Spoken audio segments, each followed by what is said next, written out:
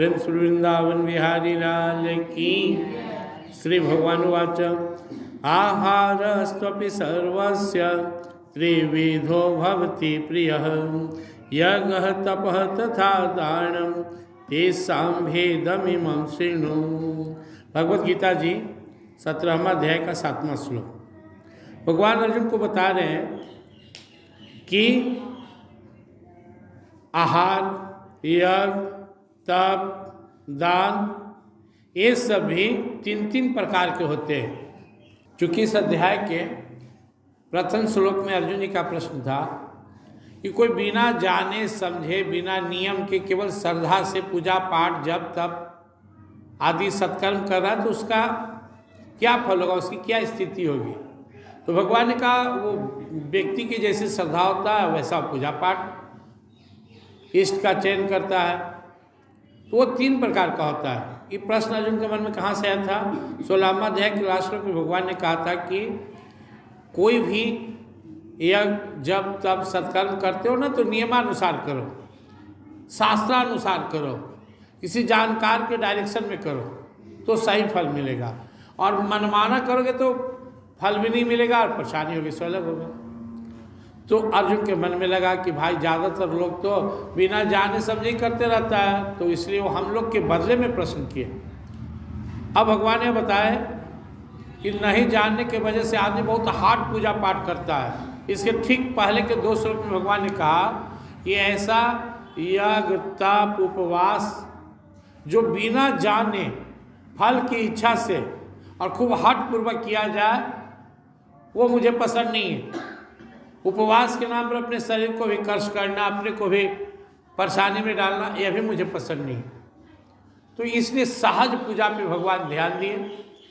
और इस श्लोक में भगवान करें कि आहार जो हम लोग भोजन करते हैं यह भी 3 प्रकार का होता है। आहार अस्त्वपि सर्वस्य, दुनिया में बहुत तरह के लोग हैं। हम सब जो आहार करते हैं, जो भोजन लेते हैं, उसके आधार पर 3 कैटेगरी भगवान बांट दिए, सत्वगुणी, रजोगुणी और तमोगुणी। इस तरह भगवान ने कहा कि यज्ञ भी 3 प्रकार के होते हैं और तप भी 3 प्रकार के होते हैं, साथ ही दान भी 3 प्रकार के होते हैं। अब आपको ये बात समझ में आ जाएगा कि जो 3rd क्लास का स्टूडेंट होता है वो कितना नंबर लाएगा, 2nd क्लास वाला कितना लाएगा, 1st क्लास वाला कितना लाएगा। तो जिसका भोजन 3rd क्लास का है, तमोगुणी मतलब C ग्रेड, जिसका यज्ञ ही C ग्रेड है, तप भी C ग्रेड है, दानों का तरीका C ग्रेड है, तो उसको 1st डिवीजन कैसे आएगा? हम अगर अच्छे विद्यार्थी नहीं है तो हमारा नंबर अच्छा कैसे आएगा? हम अच्छे बिजनेसमैन नहीं तो हमारा बिजनेस कैसे चलेगा? हम अच्छे भक्त नहीं है तो फिर हमारी भक्ति में जान कहाँ से आएगी? यानी हमारा जो हम और हमारा काम, ये दोनों का ग्रेड हाई होना चाहिए। हम खुद भी अच्छे बने और काम अच्छा काम करें और अच्छा से करें। नहीं तो आप देख रहे हैं सब अच्छा, यज्ञ अच्छा, तप अच्छा, दान अच्छा, लेकिन सही तरीके से न किया जाए तो ये भी C ग्रेड का हो जाएगा, तमोगुणी हो जाएगा। और यही हो रहा है। हम आप खुश हैं कि चलो यज्ञ हो गया। आपका यज्ञ का स्टैंडर्ड क्या था, कैसे किए?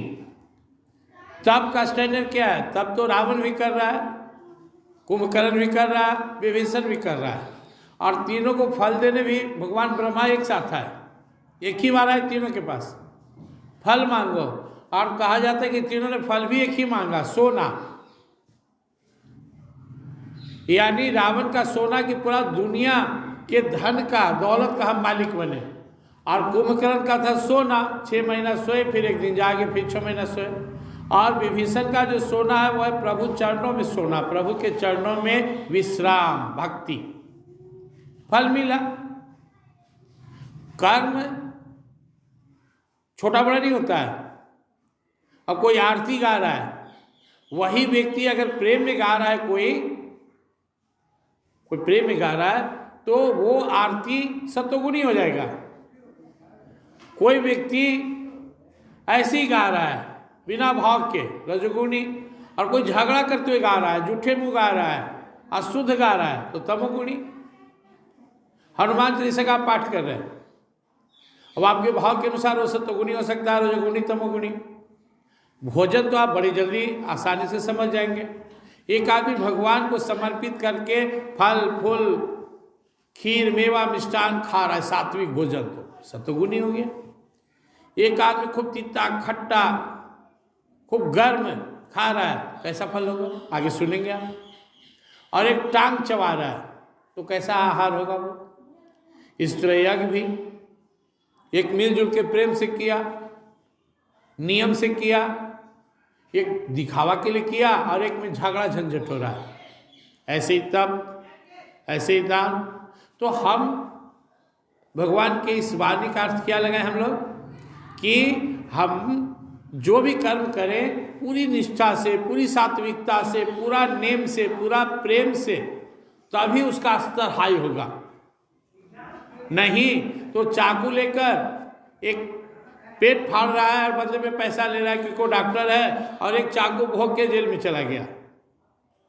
हम अगर ठीक से कर्म करना सीख लें, कर्म का उद्देश्य समझ लें, कर्म का उद्देश्य क्या हमारा, भगवान की प्रसन्नता, तो कौन सा कर्म से भगवान प्रसन्न होंगे, अच्छे कर्म से। तो अगर हम भगवान की प्रसन्नता चाहेंगे तो हमेशा अच्छा कर्म करेंगे और अच्छे तरीके से करेंगे, भगवान खुश हो जाएंगे। और जब भगवान खुश हो जाएंगे तो भगवान खुश होने पर क्या देते हैं, ददामि बुद्धि योगम तम मेरा मामू पे आते थे। भगवान कहते हैं जब मैं किसी पर खुश होता हूँ तो बुद्धि योग देता हूँ, यानी हमारा मन भगवान के चरणों में लग जाएगा, हम हमेशा भगवान के प्रेम में तल्लीन रहेंगे। और यही तो चाहिए, जिससे भक्ति मिल गया उसे और क्या चाहिए। भक्ति के चरणों में रिद्धि सिद्धि संपत्ति और मुक्ति सब है, तो बेड़ा पार हो जाएगा। इसलिए सिस्टम को समझना है और सिस्टम में ही अच्छे तरीके से काम करना है, तो अच्छे से करेंगे तो सात्विक बनेगा और उसका फल भी हमें अच्छा से मिलेगा। और हम पहले बताएं कि फल का मतलब भक्ति है।